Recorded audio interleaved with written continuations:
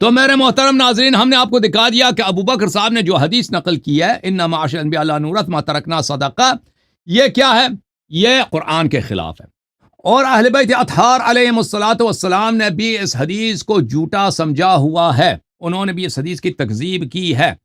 میں آپ کی خدمت میں ان کے اپنے کتب سے بہت سارے دلائل دکھاؤں گا کہ اہل بیت علیہم السلام نے اس حدیث کو غلط سمجھا اور جھوٹ سمجھا۔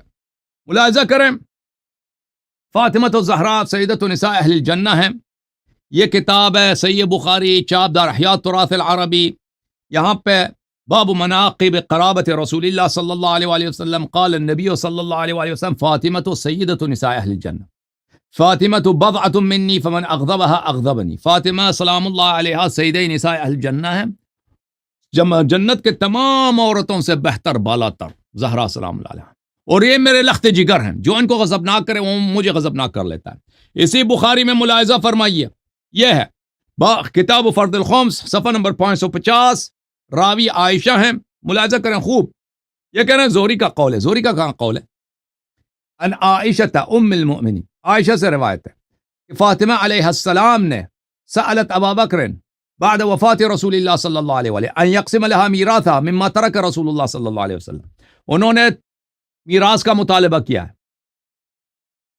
میراث کا مطالبہ کیا ہے۔ اگر ان کو پتہ ہے کہ ان کو میراث نہیں ملتی تو انہوں نے میراث کا کیوں مطالبہ کیا ہے؟ اور بھائی اگر ان کو پتہ ہے ان کو میراث ملنا ہی نہیں تو انہوں نے کیوں مطالبہ کیا؟ دکھاوے کے لیے کیا؟ تو دیکھیں، فقال لها ابا بکر، ابو بکر نے ان سے کہہ دیا ان رسول اللہ صلی اللہ علیہ وسلم قال لا نورث ما ترکنا صدقہ، ہماری میراث نہیں ہوتی، اب پیغمبر نے کہا کہ ہمارا مال سب صدقہ بن جاتا ہے۔ فغضبت، جو ہیں اس نے یہ حدیث سنی ہے ان کو غضب آیا۔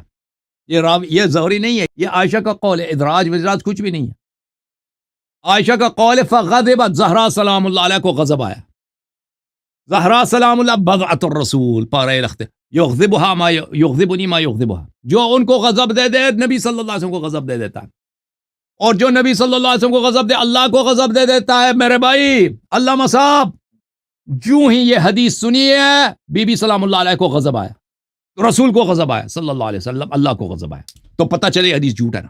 او بھائی پتہ چلے حدیث جھوٹ ہے، اللہ رسول اہل بیت علیہ السلام کا غضب شریعت پہ نہیں ہو سکتا، بدعت پہ ہوتا ہے، بدعت پہ ہوتا ہے، جھوٹی حدیث پہ ہوتا ہے۔ غضب زہرا سلام اللہ علیہ یہ بہترین دلیل ہے کہ انہوں نے اس حدیث کو، وہ حدیث کو جھوٹا سمجھتی تھی، یہ حدیث جھوٹ ہے، یہ باطل ہے، نبی صلی اللہ علیہ وسلم پہ بہتان ہے۔ فہجرت ابا بکر فلم تزل مہاجرته حتى توفیت، تو وہ ابو بکر سے ناراض رہ گئیں، اور جب تک وہ زندہ تھیں ابو بکر سے انہوں نے بات نہیں کی ہے، اور 6 مہینے تک وہ زندہ تھی۔ اچھا، تو یہ حضرت زہرا سلام اللہ علیہا کا واضح تکذیب کہ انہوں نے اس حدیث کو جھوٹا سمجھا۔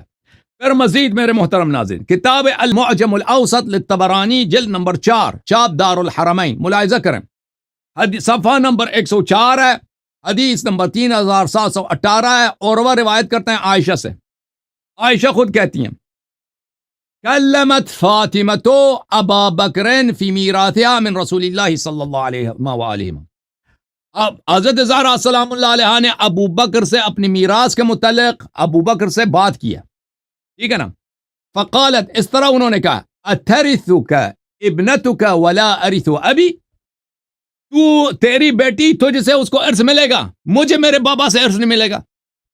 یہ استفہام انکاری ہے، استفہام توبیخی ہے، استفہام تکذیبی ہے، کہ تکذیب کے لیے بی بی کہہ رہی ہیں کہ تیری بیٹی کو تجھ سے ارث ملے گا، مجھے میرے بابا سے نہیں ملے گا، میرا کیا قصور ہے؟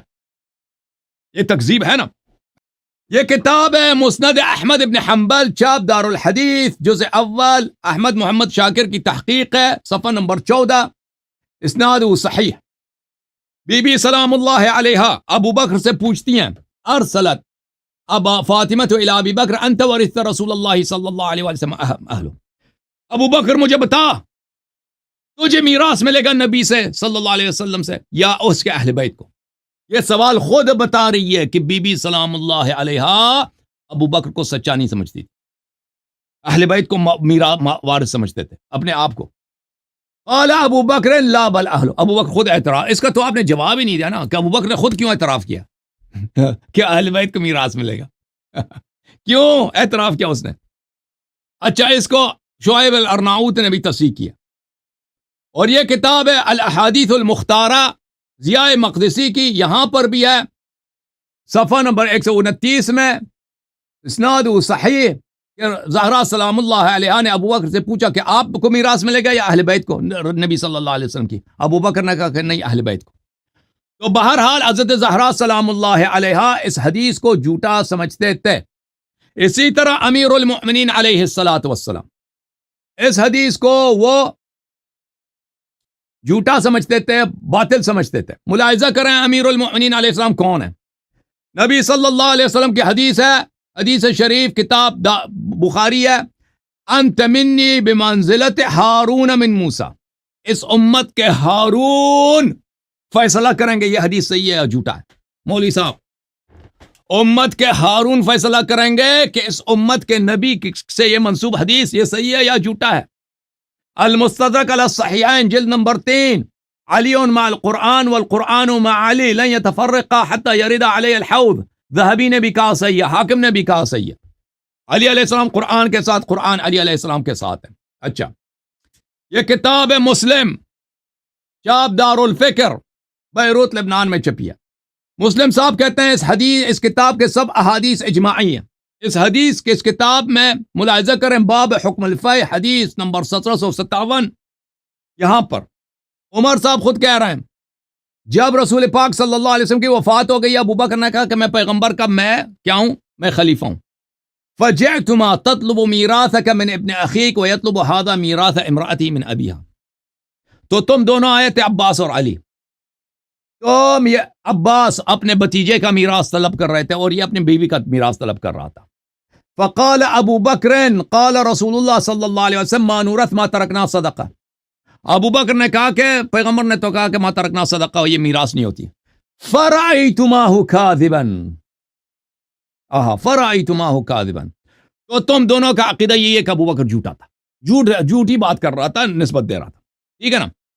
تو اس امت کے حضرت زہرا سلام اللہ علیہ ابو بکر کو اس مسئلے پہ جھوٹا کہہ رہے تھے۔ یہ حدیث رسول اللہ صلی اللہ علیہ وسلم پہ طعن ہے، قرآن کے خلاف ہے، ازواج کو بھی نہیں پتا تھا کیسی کوئی حکم ہے اسلام میں، ٹھیک ہے نا؟ عباس کو بھی نہیں پتا تھا۔ حضرت زہرا سلام اللہ علیہ اس حدیث کو سن کے ان کو غضب آیا ہے، انہوں نے اس حدیث کی تکذیب کی ہے۔